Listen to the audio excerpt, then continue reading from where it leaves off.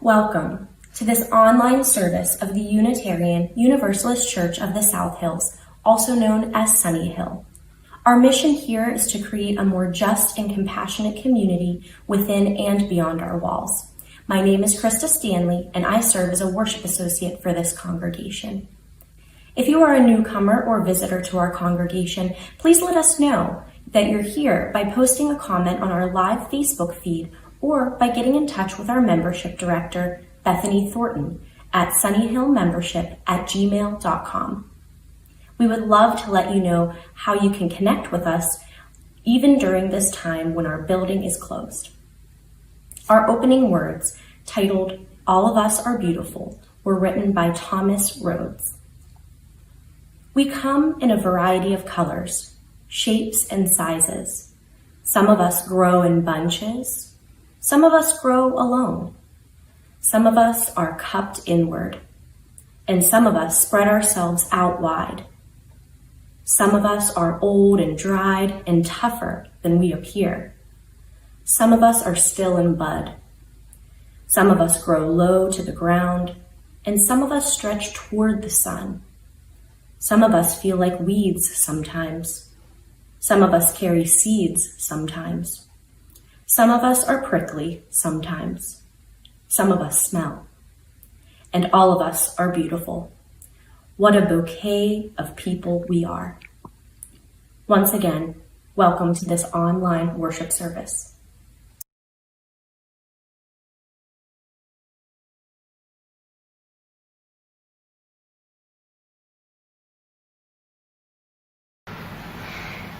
Please join us in saying the words for lighting our chalice.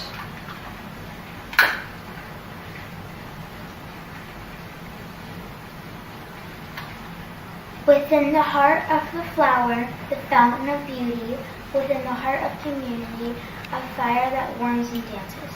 Within the heart of each of us, a spark of the spirit of life. Please rise in body and our spirit and join us in singing our hymn, De Cloris.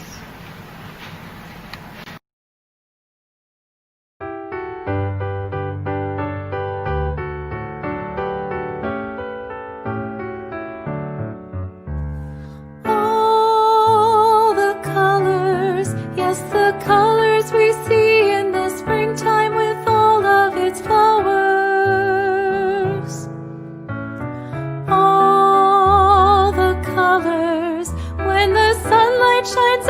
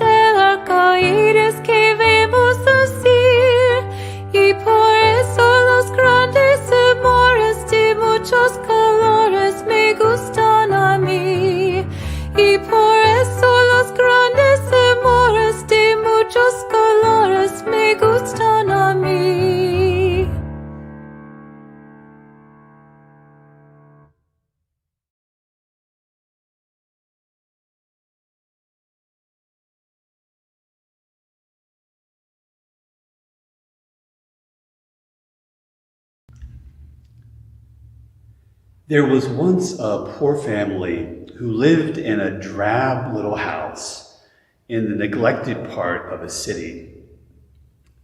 They tried to be a happy family, but times were hard and jobs were not easy to come by. As time went on, they became to feel more and more sad and depressed. And you could see their sadness even in the house that they lived in. They no longer bothered to clean the windows, and they didn't tend the little patch of garden in front of the house. Paint had started to peel from the door, and cracks appeared in the brickwork. Well, one day, the eldest son of the family was roaming idly through the town, and he came upon a marketplace. And the stall holders had set up their wares, and there was this tremendous bustle of activity.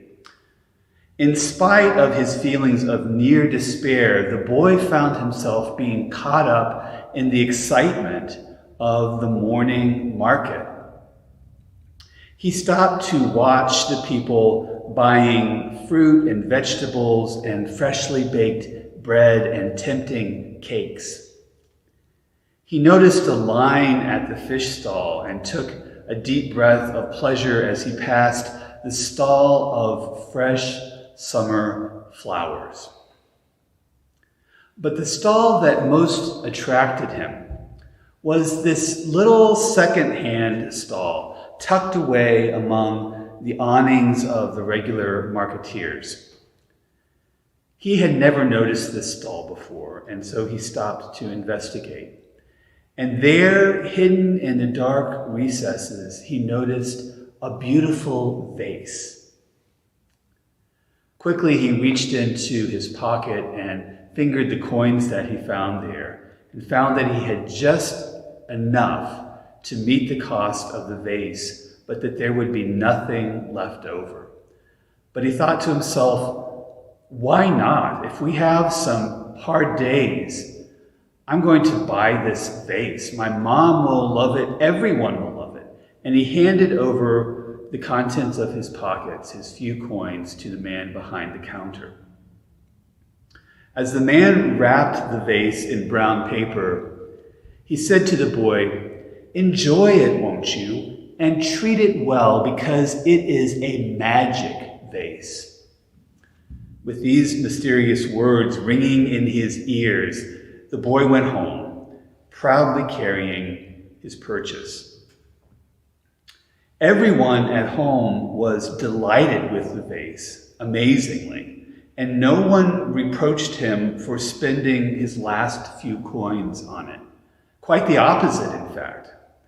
When the dad saw the vase, he realized how shabby the living room was, and he went into the basement, got out some paintbrushes, and gave the room a new makeover. And when the second oldest son saw how nice the room looked with its fresh coat of paint, he got a bucket of water and started washing the windows for the first time in years. And when the third child looked out of the new bright windows, she realized what a state the garden was in and went outside to dig it over, to turn over the dirt. And when the fourth child, a daughter, saw the garden turned over, she went out and planted seeds, knowing that in the spring there would be flowers.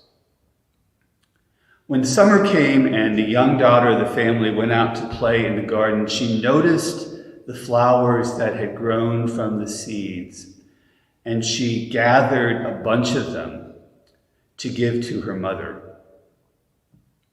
Here are some pretty flowers, Mommy, she said, because we love you. The mom was overjoyed. With tears rising in her eyes and a lump in her throat, she put the flowers in the magic vase. I think one of the pieces of wisdom that I draw from this story is that beauty does change lives, and that all of us need to be aware of the beauty in the world and try to bring some of it into our homes into our everyday lives, because you never know what kind of transformation it may cause, whether small or large.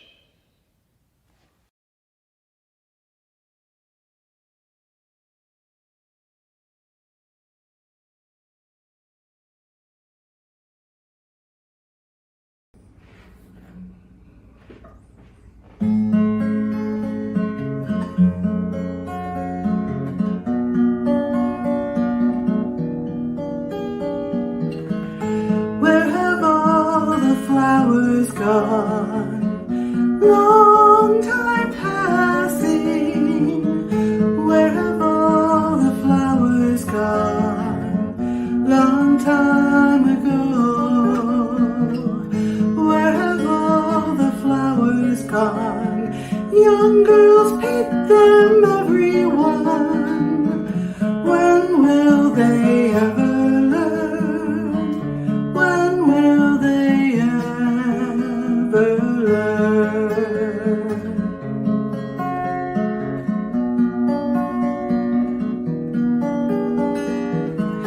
Where have all the young girls gone? Long time passing. Where have all the young girls gone? Long time ago.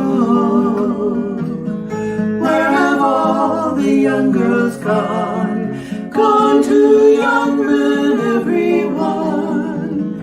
When will they ever learn? When will they ever learn?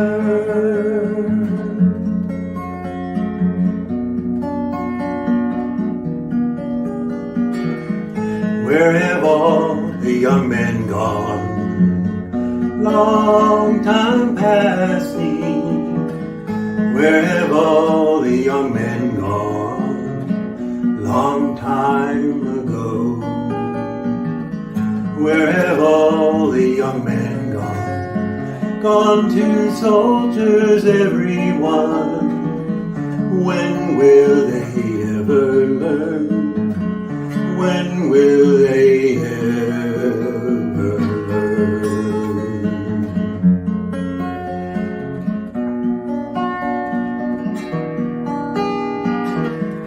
Where have all the soldiers gone? Long time passing. Where have all the soldiers gone? Long time ago. Where have all the soldiers gone? Gone to graveyards, everyone. When will they ever learn? When will they ever learn?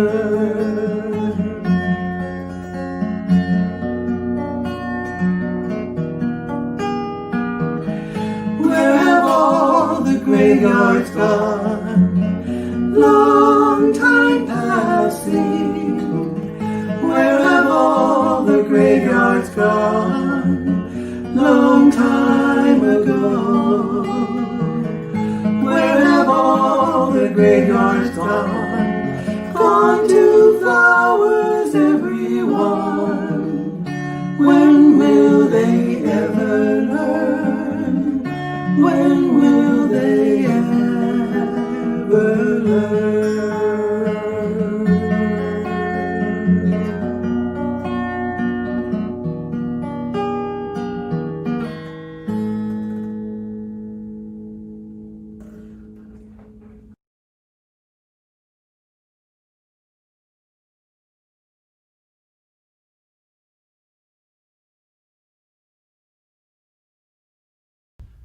Please join me in the spirit of meditation or prayer.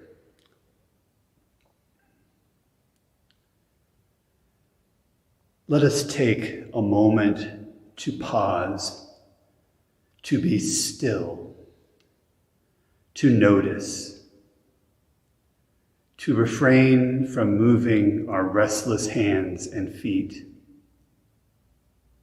to slow the ceaseless perambulations of our minds, to open a place in our hearts for what we are feeling now.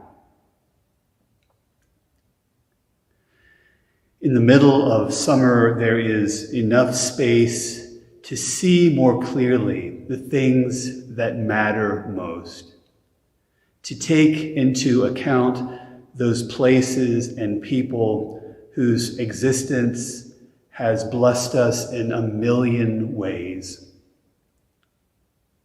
In the middle of summer, there is enough time to do those things that truly nourish our souls, to enjoy what we are doing and to be fully present without always worrying about what's next. In the middle of summer, there is enough warmth to loosen the stiffness of our limbs and our spirits, to melt our resistance to the wonder of what is before us and the possibility of what might yet be. We pause now for a moment of silence.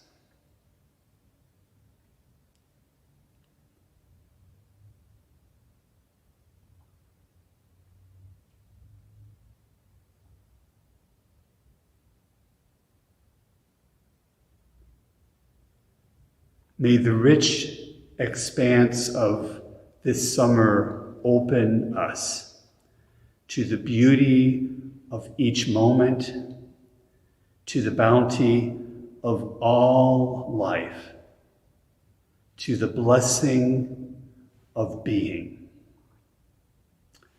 Amen.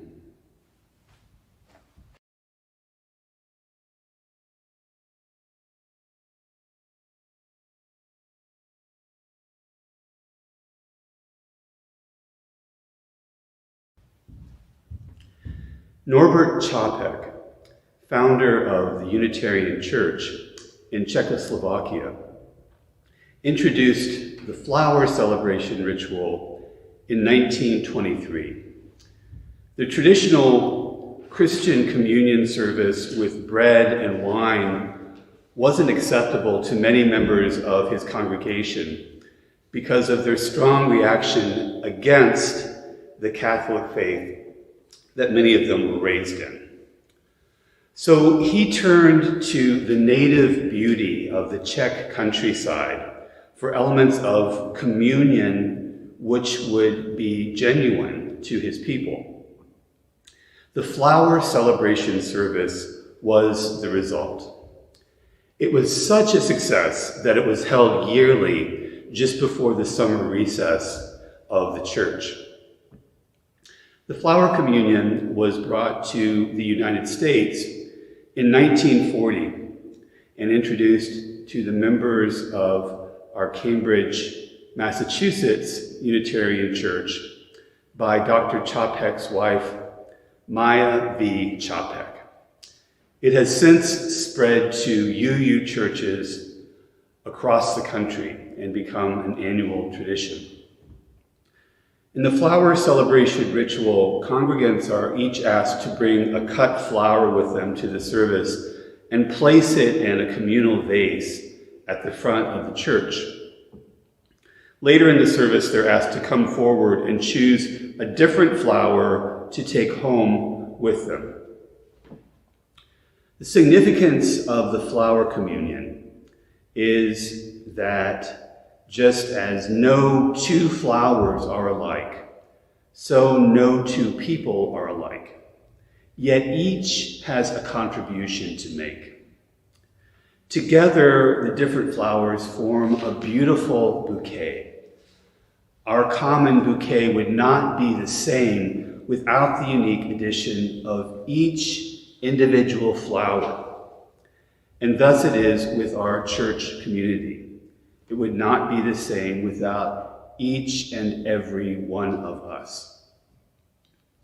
Since we are unable to be together in person today, our flower celebration will consist of a slideshow featuring photos submitted by members of our congregation, showing their faces and their flowers. We'll still form a bouquet together, but this time, a virtual bouquet. As a way of introducing the flower celebration and exploring the history of the work of the Chapeks, Mary Jo Hennessy will read the part of Maya Chapek in a series of monologues interspersed with narration by me. I am grateful to the Reverend Anne Schranz, who wrote the sermon that I adapted for today's service.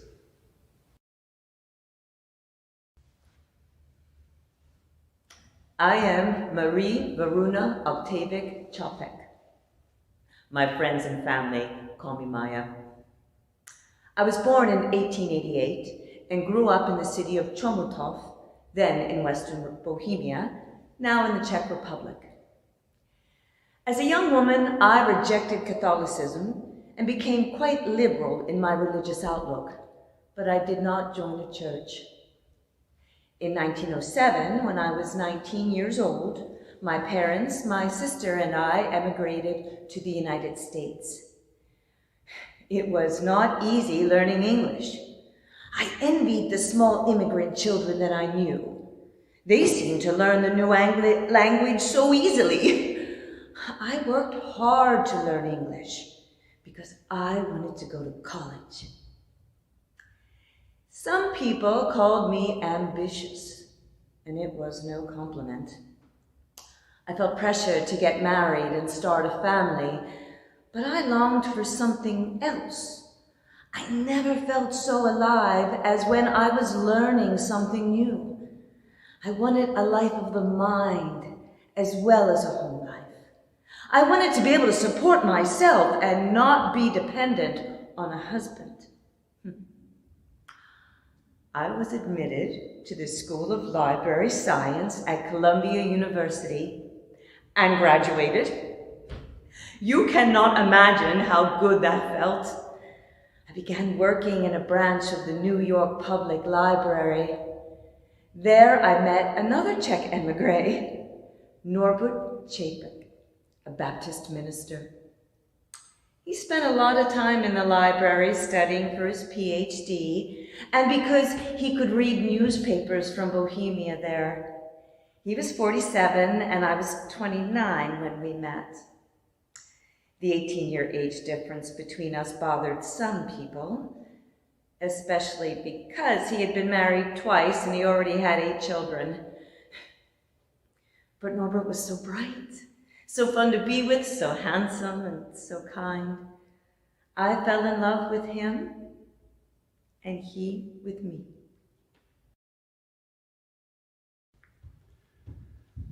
The compelling story of Maya and Norbert Čapek seems familiar in some ways and utterly unique in other ways. As immigrants to America in the early 20th century, they faced many of the same challenges that some of our own ancestors faced. Here in Pittsburgh, there are thousands of families who came from that same part of the world at around the same time and have similar stories to tell, facing the challenges of a language barrier and a larger cultural and economic barrier. Despite these barriers, many groups of immigrants managed to assimilate in the ways that they had to, including learning English, completing their education, finding jobs, and founding businesses of their own, and finding or establishing communities of faith that were true to their ethnic background, but also uniquely American.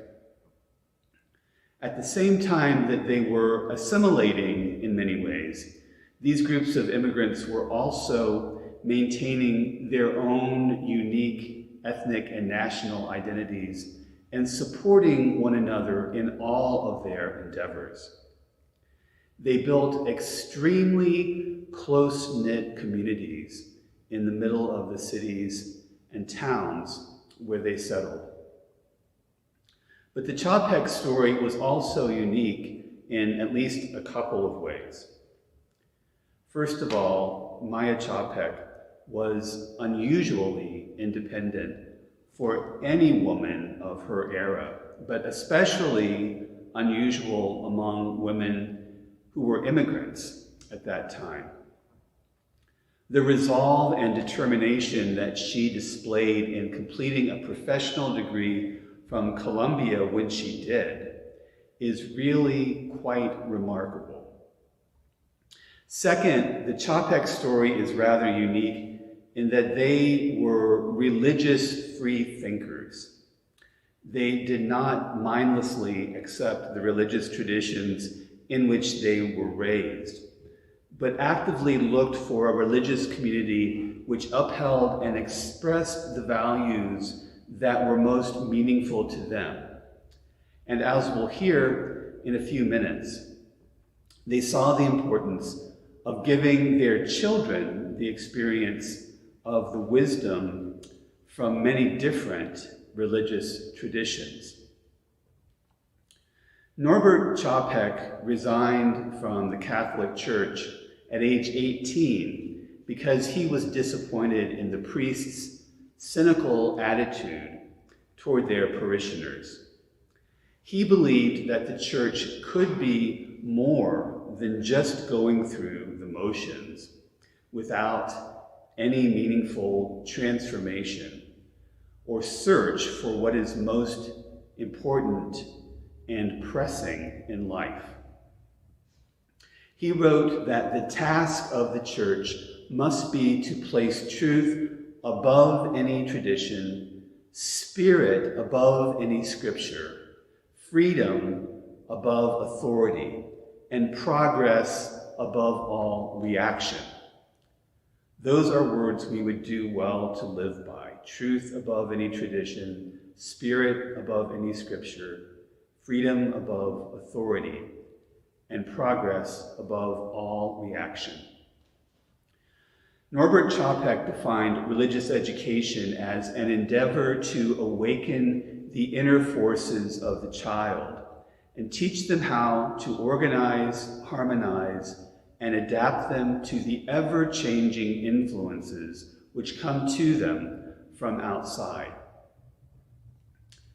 And the Chapek's God was not a God of vengeance, was not a hurler of lightning bolts, was not a bearded guy in the sky who judges our every thought and action. For the Chapeks, God was that force which compels human beings to work for the greater good.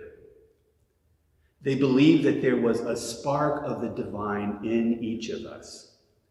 Norbert Chapek wrote that we light that spark of God within ourselves when we serve others and bring a bit of glow and joy to other people's lives.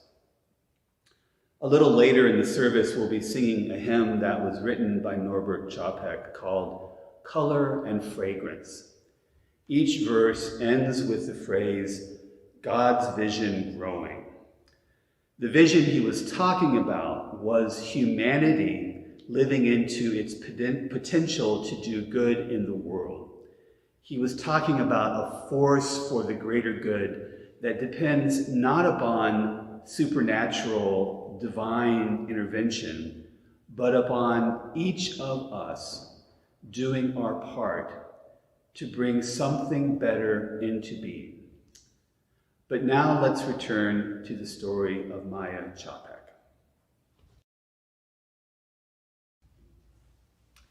Norbert and I did not want to go to any church, but we did want the children to learn about religions. So every Sunday, we sent them off to a different church and had them report back to us when they got home what they had learned. One day in 1920, the children attended the Unitarian Church in East Orange. When they came home and told us what they had learned at the Unitarian Church, We were astounded. We said, my goodness, this is different. This is how we think about religion. We must investigate this church for ourselves. Well, after our first visit, it did not take long for us to see that this was our church home. In January 1921, we signed the membership book of the Unitarian Church in East Orange and became Unitarians. That year, we were able to return to our country, and we started a Unitarian church in Prague. The American Unitarian Association provided us with lots of encouragement and a little money. We first rented space wherever we could, and once again, Norbert was a popular preacher. Within a year, we were ready to officially open the church. 1,200 people showed up to celebrate. Over 20 years, the congregation grew to over 3,000 members. The congregation ordained me into the ministry in 1926. My ordination was important to the congregation, and it was important to me. I had never seen myself as just the minister's wife, and my ordination made it official that what I was doing was indeed ministry. It is not bragging to say that we were always co-ministers, but now it was real. It is hard for me to talk about what happened next in our lives. Nazi Germany invaded and occupied Czechoslovakia in 1938. In early 1939, Norbert and I decided that I should go to the United States to speak to Unitarian churches across the country about the situation and raise funds for relief work in Czechoslovakia. American Unitarians told him he could have a job in Boston if he wanted it to escape the Nazis. He thought about it, and we talked about it. But in the end, Norbert decided that he had to stay. We knew there were no guarantees that we would see each other again. It was an emotional time, so difficult for all of us. After 2 decades of sharing daily life and building a church together, we were true partners and loved each other so much.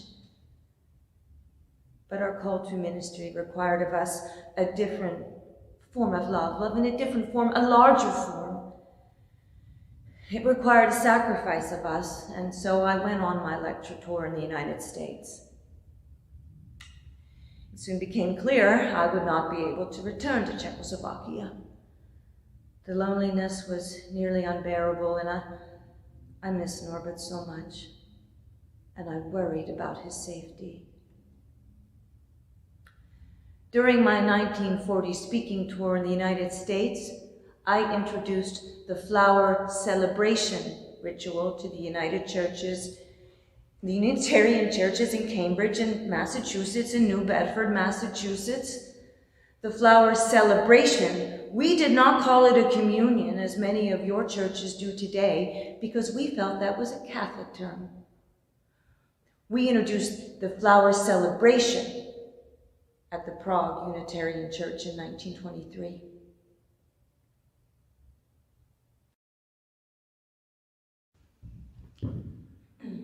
World War II was a turning point for the Chopeks, as it was for so many families. Because they had one foot in the New World and another in the Old, it was even more painful and complicated. But it was, at least in part, the Chopeks' Unitarian faith that compelled them to be active participants in the events surrounding World War II, rather than merely passive observers. It was because they believed that good was ultimately stronger than evil, and that it is the great gift and the great responsibility of each person to embody this greater good. It was because of this heartfelt belief that they were able to face evil and work to overcome it. By the time the war started, the Čapeks had established a thriving Unitarian church in Prague with nearly 300 children enrolled in their religious education program. The church sponsored an extensive counseling program that included classes for expectant parents, marriage counseling and conflict resolution courses, and counseling for those who suffered the loss of a loved one. The Nazis saw Norbert Čapek as a threat because of his views on religious freedom and the fact that he was so influential among a large group of people. When the Germans marched into Prague in March of 1939, they rounded up 5,000 Jews, intellectual leaders, and journalists. Čapek was not among the first group of arrestees. Frederick May, the president of the American Unitarian Association, sent a telegram offering Čapek a position as minister at large for the association in the US. But it was too late, as Čapek was already fully committed to seeing things through to the end in Prague. And the Nazis already had their sights on him. Čapek did what he could in Prague during the first 2 years of the German occupation, trying to keep people's spirits up and provide whatever material aid he could muster. Finally, in March of 1941, Čapek and his 29-year-old daughter Zora were arrested by the Gestapo and taken to Pankrak prison. Zora was accused of listening to foreign broadcasts and distributing the content of some BBC transmissions. Norbert Čapek himself was accused of listening to foreign broadcasts and of high treason. Several of his sermons were cited as evidence of the treason charge. Listening to foreign broadcasts was a capital offense under the Protectorate. 2 separate trials were held, the first at Pankrak prison soon after their arrest. The second, an appeal of the original decision in Dresden in April 1942. Let's hear the rest of this part of the story from the point of view of Maya Čapek.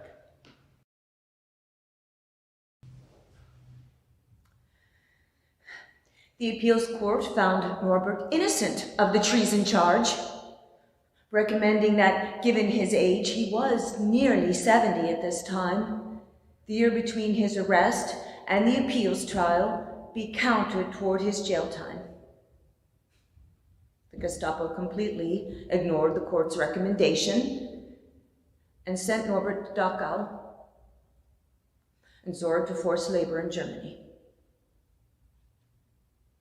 It was not until after the war ended that I learned he had been killed, and it is not clear to this day how he died. My dear husband was 72 years old. My grief beyond words. So many people lost their lives at the hands of the Nazis. It is an evil beyond telling. In 1944, I started working at the headquarters of the American Unitarian Association in Boston, working for the United Nations Relief and Rehabilitation Agency, including work for a number of years as a displaced persons specialist in Egypt and Palestine. I felt that I honored Norbert's memory and my own call to ministry by that work, which I did until 1950. After I retired, I continued to preach at Unitarian churches and to give lectures to gatherings in Europe and North America in support of the Prague Church, so dear to my heart. I leave you with these words which Norbert wrote while in Dresden prison. When a holy enthusiasm seizes the heart, your face lights up. You feel like a star singing. Your very soul, hearing your song, is radiant. It was, and it will be again. With the sun on our brows, enthusiasm will bloom once more. With paradise in our hearts, clouds will disappear, and the sun's rays bring the earth back to life. The sun of your hope will shine again along the dangerous narrows of your life, bringing warmth and light and the air of freedom, peace, and happiness. It was, and it will be again.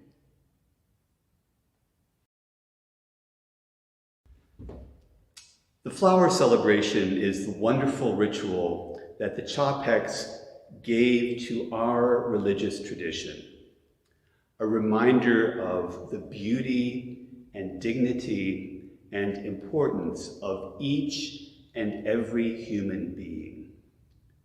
Today, as we celebrate this ritual, let us remember Maya and Norbert Chapek, their great sacrifice and their enduring love.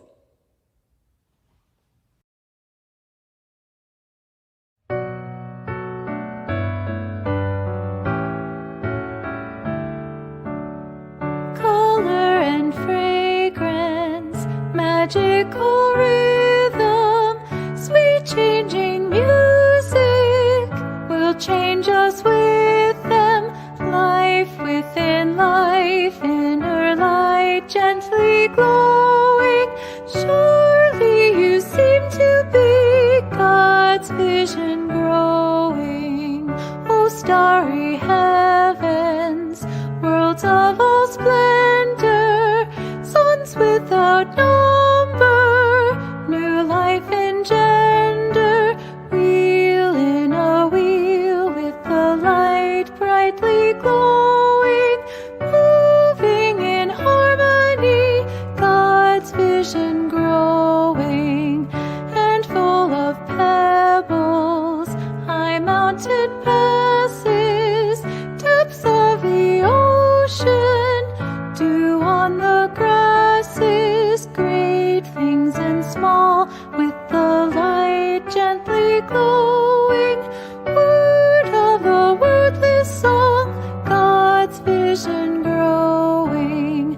Delicate beings, lace wing and sparrow, in field and forest, clover and yarrow, life greeting life with the light brightly glowing. None are too small to be God's vision growing.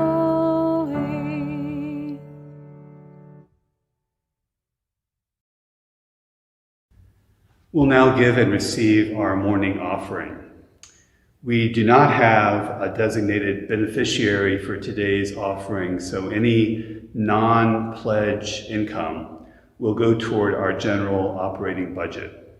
But we will continue to have special offerings in the weeks to come as we identify and try to help meet pressing needs in the larger community.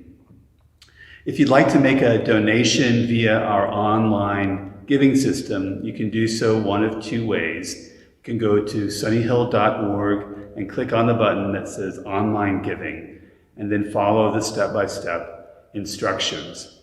Once you get to the drop-down menu, just choose either 2020 Pledge, if you're paying on a pledge, or non-pledge collections, if you're not.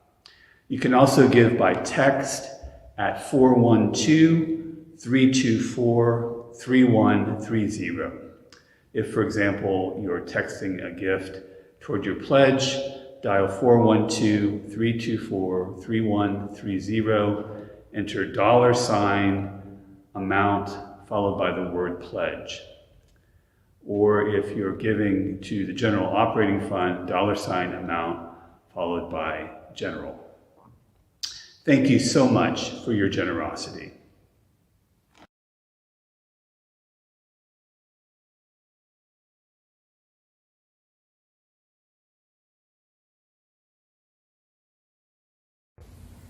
This poem, titled Flower Communion, was written by Lynn Ungar. What a gathering, the purple tongues of iris licking out at spikes of lupine, the orange crepe skirts of poppies lifting over buttercup and daisy. Who can be grim in the face of such abundance? There is nothing to compare, no need for beauty to compete. The voluptuous rhododendron and the plain grass are equally filled with themselves, equally declare the miracles of color and form. This is what community looks like. This vibrant jostle stem by stem, declaring the marvelous joining. This is the face of communion. The incarnation, once more gracefully resurrected from winter. Hold these things together in your sight, purple, crimson, magenta, blue. You will be feasting on this long after the flowers are gone.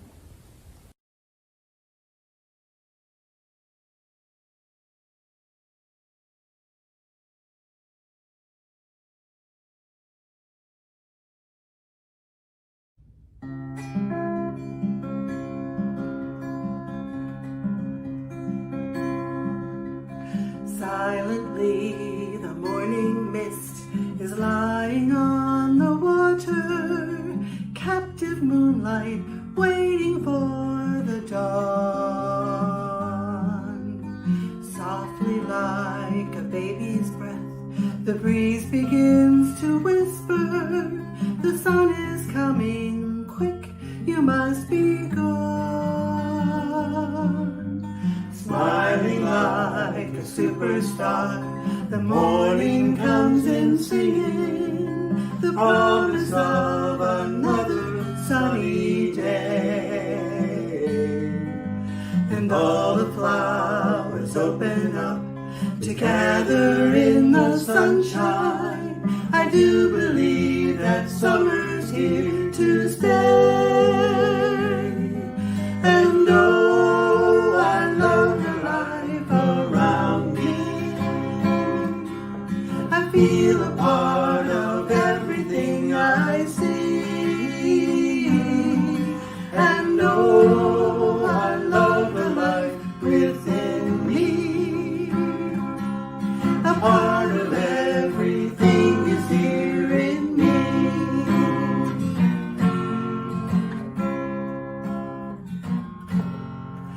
Riding on the tapestry of all there is to see. So many things and oh so many ways. Rejoicing in the differences. There's no one just like me. But as different as we are, we're still the same. And oh, I love the life around me. I feel a part of everything I see. And oh, I love the life within me. A part of everything is here in me. A part of everything is here in me. A part of everything is here in me.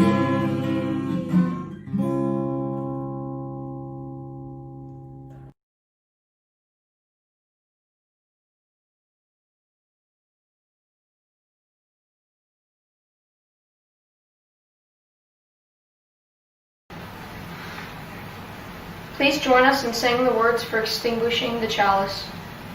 We Extinguish this flame, but not the light of truth, the warmth of community, or the fire of commitment.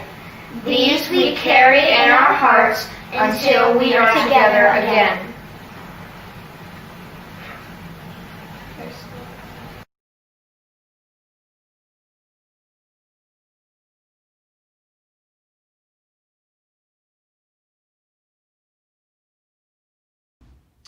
Before we close for this morning, I wanted to let you know about an event that is taking place this Thursday, July 16th.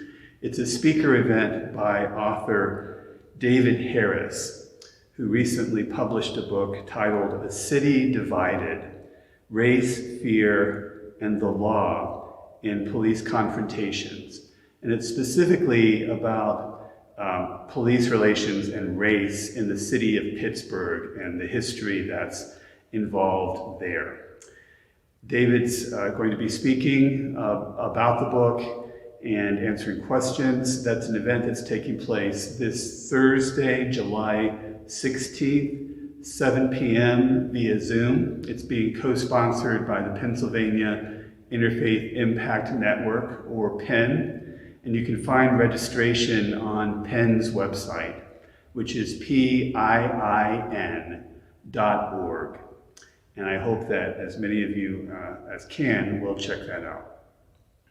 We'll close now with these words from Amy Zucker Morgenstern. Within the heart of the flower, the fountain of beauty. Within the heart of the community, a fire that warms and dances. Within the heart of each of us, a spark of the Spirit of life. Holy, holy, holy. Go in peace.